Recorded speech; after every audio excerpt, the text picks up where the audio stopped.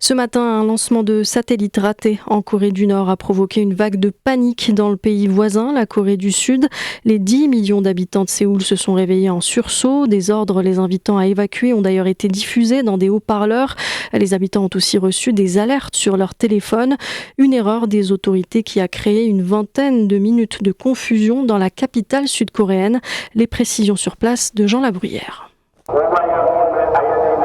Haut-parleur, sirène et message d'alerte sur son téléphone lui ordonnant de se préparer à évacuer la ville. Yoo Chae-rin se rappellera de son réveil du 31 mai 2023.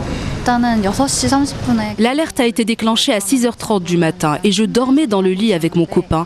J'étais surprise et paniquée. On a commencé à prendre nos affaires, j'ai mis de l'eau dans nos bagages, nos chargeurs, tout ce dont on aurait besoin pour se mettre à l'abri. Mais on ne savait pas quoi faire, ni où aller. Alors on a attendu plus d'informations et puis quand j'ai à nouveau regardé mon téléphone, l'alerte était annulée. Une inquiétude et une confusion partagées par Park Sun-hee, vendeuse de raviolis vapeur. J'ai entendu les sirènes très fortes ce matin et je me demandais ce à quoi ça correspondait parce que je ne comprenais pas. Après, ils ont rapidement dit que c'était bon, que c'était une fausse alerte, donc j'étais soulagée. Ensuite, j'ai appris que c'était à cause du lancement de la fusée. Kwon Soo-jong s'inquiète, elle, des conséquences de cette fausse alerte. Si nous perdons confiance en ces messages d'alerte et de sécurité à cause d'une situation comme aujourd'hui, il sera plus dur de se préparer en cas de problème grave.